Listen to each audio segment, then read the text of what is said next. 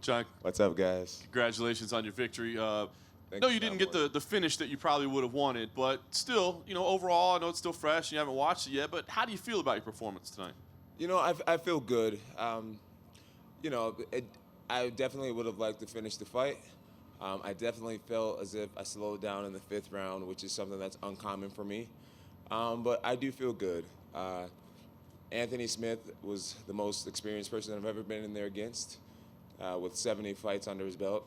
And he showed that experience. He was extremely durable. He was extremely calm. I put him in a lot of positions where I felt most people would have freaked out. And he kept his composure. He did a really great job. A little bit of an odd sequence, of course, with the point deduction. I mean, you had the illegal knee. It looked like maybe there was an illegal kick before that as well. I don't know if that landed or not, but give me an idea kind of what was going through your head as those sequences unfolded, and were you worried? Because we were told that because the foul was ruled intentional, if Anthony couldn't have continued, you would have been disqualified. Yeah, that was. The first kick, I definitely aimed for his body, and that's where it landed. The illegal knee was totally unintentional. In the moment, I felt his body language rising. I felt his body, rising. And I thought I was getting ready to time a great headshot right after he got off of his palm. To my understanding, on his fingertips, he's considered standing. And, his body came up. I threw the kick, and I guess his palm was still down. And totally unintentional. Hats off to Anthony Smith for having a Lionheart. I mean, I think the average person would have used that as a way out and became a world champion. He was tired. He had been hit with the kitchen sink, and I mean, I did an illegal blow, and he decided to allow the fight to continue, and I'm so proud of him for just being a real warrior out there and continuing to fight. I know you want to enjoy it tonight and spend time with your team, but Dana was here earlier and he said Thiago Santos looks like the right fight for you next. Give us your take on that. Do you believe that's the right fight for you? I'm going to talk with my coaches and see what they want me to do. So there's a lot of great fighters in the UFC. Everyone's looking so impressive, and whoever it may be, I'm here to defeat them all. And last thing for me, John, I know you said you want to fight frequently, but you always have to check your feet afterwards, see your health. You were throwing a lot of kicks out there, so Yeah. Give us the health update. I know, you're probably going to take some time and figure it out, but as you sit here now, when ideally would you fight again? Again, I think I'm going to have to just go back to the gym, go back with my coaches.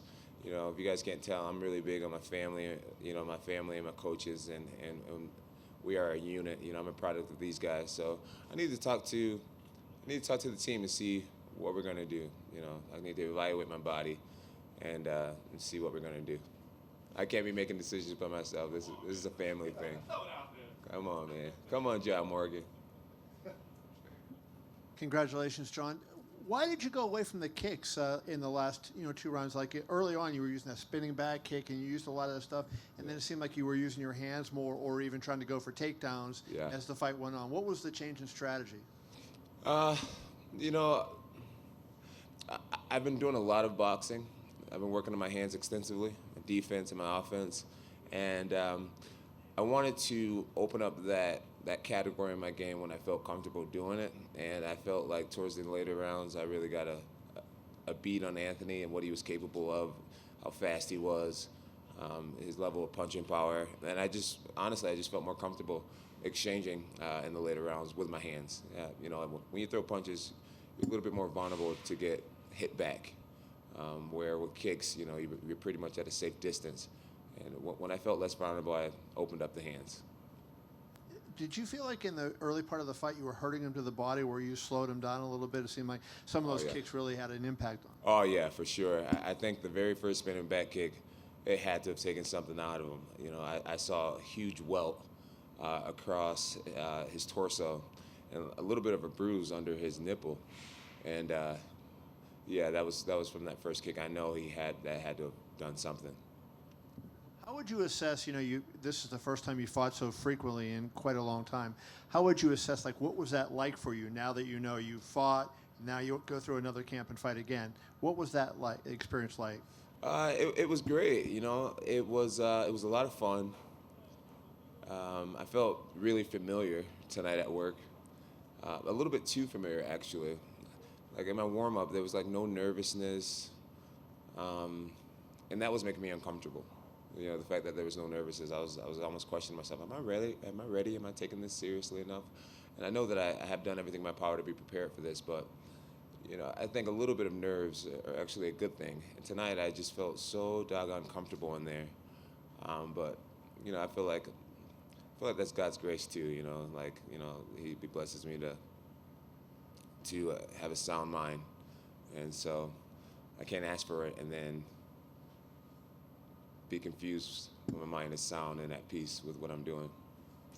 Last question for me. When you talk about the nerves and all the stuff going on, it seems like heavyweight would do that. And I was asking Dana about you fighting Brock, right? And I mean, I remember at UFC 214, you seemed pretty motivated by that fight. Dana did say he's going to give that fight to Daniel, but is Brock still a guy that you seem hesitant to fight at heavyweight, Yeah. but not Brock? And why would you want to fight this big lug if you don't want to fight the other guys? Well, I figure if I'm going to make the gamble, you might as well go extremely big, right? Go big or go home. And a Brock Lesnar fight, I mean, extremely high risk and extremely high reward. I don't really see myself versus anyone that could bring in the numbers me and Brock could bring in. Hi, John. Hey, I have what's a up, question Matt for you. Ryan? I have a question for you. When Anthony was in here after the fight, he said he didn't fight me, he nullified me. And then Dana said Jon fights, he fights to the level of his opponent.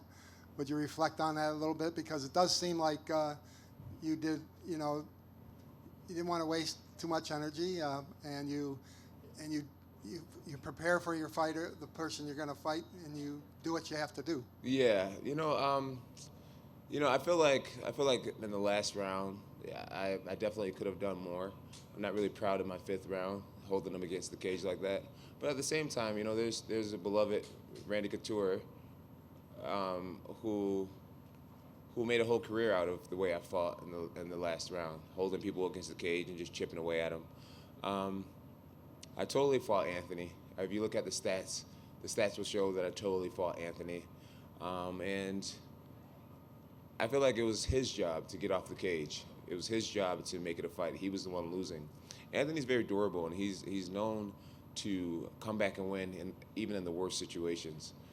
You can beat the crap out of him for 3 rounds, and at the very end of the 3rd round, he can knock you out. He's known for that. So in a world championship fight, if he's going to allow me to hold him against the cage, I'm going to do that. At the end of the day, it's about impressing the fans and being entertaining. And I have a lot of pride in being that. But I feel like rounds 1 through 4 was what the fans wanted to see. And the 5th round was for me and my camp, just to take home that new belt. Jon, what was it like for you? I mean, you've been through everything you've been through over the last few years, and yet you go into this moment in the 4th round where you're waiting on your fate to be determined once more by Herb Dean. What were those seconds like for you? It was nerve-wracking. It was nerve-wracking, really. I just started to pray. I was just hoping that it wouldn't go down like that. I had flashbacks of the Matt Hamill fight, and I was just thinking, oh my goodness, please tell me this isn't going down like this. And I was just looking at Anthony, and I felt like we locked eyes at a moment, and I kind of gave him one of these, like, yeah, you're all right. Like, get your ass up. And sure enough, he showed the heart of a lion. Hats off to Anthony, man. He could have done it the easy way, and took that option out. But instead, he stayed in there, and I owe him a beer. At least a beer. Yeah, and the other thing I wanted to ask you is that, like Dana's talked about Thiago Santos being next for you, and I think, like, the reaction's like, how do you view it? I mean, I know you want to stay in this light heavyweight division, but where you are in your career, isn't there some thought to taking on the most high-dollar fights that you can take on as well? I think all these younger fighters should get their opportunity at a world title. When you sit in my position, It's like, who am I to deny people? But, I'm not going to really talk ahead too much. I'm going to get with my coaches, and we're a close, tight-knit family, and this career is not mine, it's all of ours. And we're going to talk about who we want to fight next, what we want to do next, and just play it like that. Hey, John, in front over here to your right. What's up, man? Congrats, man. Thank you. I wanted to ask you about the knee again, going back to what you said earlier about the rule, whether it's the palm or the hand. What's interesting is that if you had done that in California, that would have been completely legal. It would have been an illegal knee. It's illegal in Nevada because of just the different rules about which hands is which. Is that confusing for fighters? I mean, it's like, if that was in California, again, that would have been a legal knee, but here, it's not. It is confusing. It's a little confusing, but I'm not going to blame, the rules or whatnot. I just need to be better. I need to be a professional and know where I'm fighting. If I'm in Nevada, I guess the difference from here to here is it can change a career. It could change what your record is, So I made a mistake. It was an honest mistake. I'm sure because it's me, fans are going to be like, this dude fucking cheated. He's such a cheater. Poking people in the eyes. And now he's kneeing people in the head. I just got to learn to, take it and keep on ticking. I'm curious, what was, I don't know if you watched that earlier in the fight, Johnny Walker, light heavyweight in your division, had another impressive knockout. What are your thoughts on him? It's like, is he like the next coming of a Jon Jones type guy? And I think there will only be one Jon Jones. But I didn't see the fights. I did get to see Tyrone Woodley's fight, but I didn't get to see any of the earlier fights. And I'm excited about the future of the light heavyweight division. I really feel like God anointed me to be a fighter. And I'm going to have to take on every comer. And, the confidence that I had as a 23-year-old facing Shogun Rua has only grown. I believe in myself tremendously. And no one said my job was meant to be easy, but I felt like I'll always make a way to make it happen. And the last thing for me, what is an whoopsie-doo fighter? Oh, a look-see-do fighter. That's what Bruce A Buffer look, announced, right? yeah, you know what? I actually got that from my original fight team.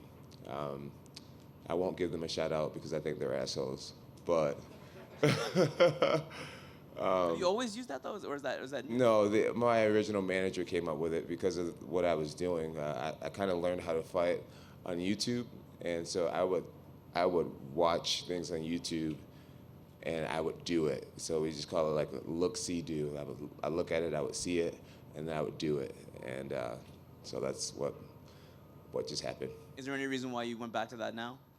I think they've been saying that the whole time. They've always said it. Okay. Yeah. For some reason I never. All right. Uh-huh. Congratulations, John, right here. Thank you. So wanted to know, because you did mention a few minutes ago that the fifth round you felt yourself slowing down.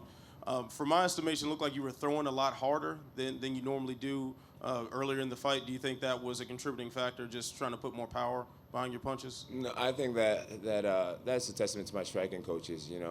Especially Coach Wink. He really tries to encourage me to use power. I'm a guy who tries to go 80% at all times, just so that I can be in it for the long haul. I believe guys who swing with 100% power, you just pay when you miss. So I like to be, I'm always preserving a little energy in everything I do. And in the fifth round, man, like I said, I feel like the first 4 rounds is what the fans really wanted to see. And the fifth round was really just for me and my family, just to secure the belt. Sometimes you got to do things for the bigger picture. And that was just secure the win. It was up to Anthony to get himself off the cage and to make it a fight again. But if he's going to allow me to be there, then the smart thing to do, even though it's not entertaining, is just hold him there. Getting back to Johnny Walker, your picture with him at Fight Week kind of made everybody a little excited that checked it out on Twitter. So when you took that picture, were you sizing him up? No. Just, I try to introduce myself to everyone. I feel like giving guys mean mugs and all this type of stuff is showing them too much respect. At the end of the day, I feel like this is my time, this is my era, and I was meant to be here and be a great, great champion. This belt here is supposed to be covered in red rubies already, and and I got a new challenge, and that's to get this thing covered in red rubies. And that means I'm gonna have to beat a lot of ass, and I am up for the challenge. So yeah. What's up, my man? I think most fighters, to receive a 2-point deduction, especially in the fourth round, to receive a 2-point deduction, especially in the fourth round of a championship fight, would freak them out. How did you feel when it was just a? The 2-point deduction or whatever, it was a little nerve-wracking, but I felt like the fight was in control.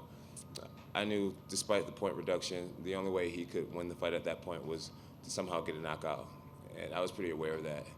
And I just kept praying in between the rounds, and every moment I had a break to talk to God, I just continued to talk to him, and I knew that everything was gonna be all right.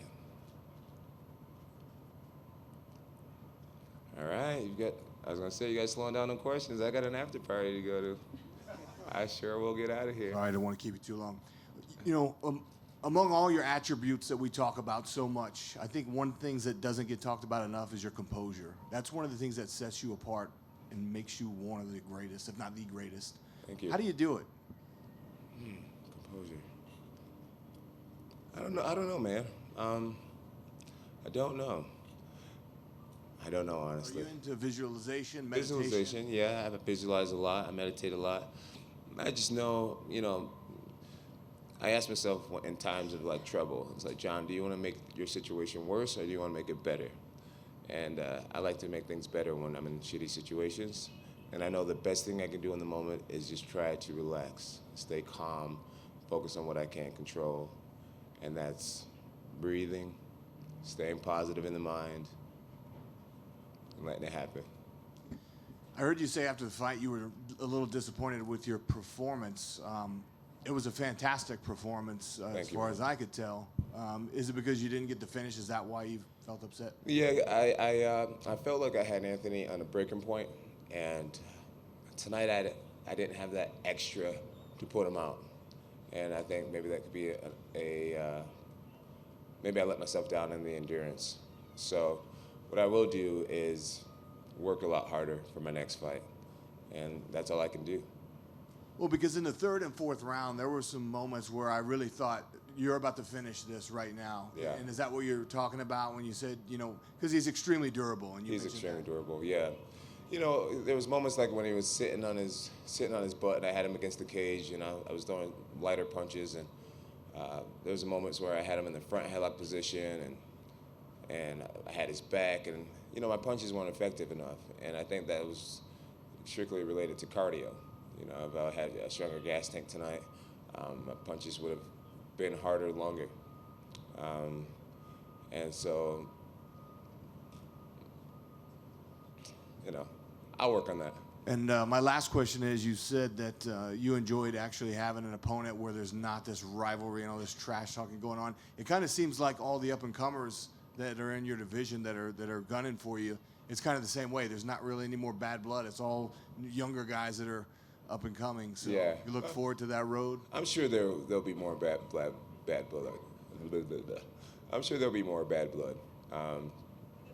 As of right now, there's no immediate opponent, and there's no real storylines going on. But I'm sure once a fight gets announced, things will spice up nicely. Well, I saw you photographed with one of your old rivals in Rashad Evans. Yeah, that was great. And so has that? Rashad's the man, dude. Mended fences there with him? Yeah. Obviously the relationship will never quite be the same, but I respect him so much. What he's done in the sport, he was one of the original guys I looked up to, and I just think he deserves respect. He's a classy guy. He's carried the sport very well, and he has my respect despite our history. Thank you. Thank you. Well, guys, it's been awesome. I hope you guys have a great night. I hope you guys had a lot of fun. Thank you to all the fans who watched. Love you guys. Thank you to all my haters for inspiring the shit out of me. And feel free to make it to my after party. Information's on my Instagram page @JohnnyBones. Deuces.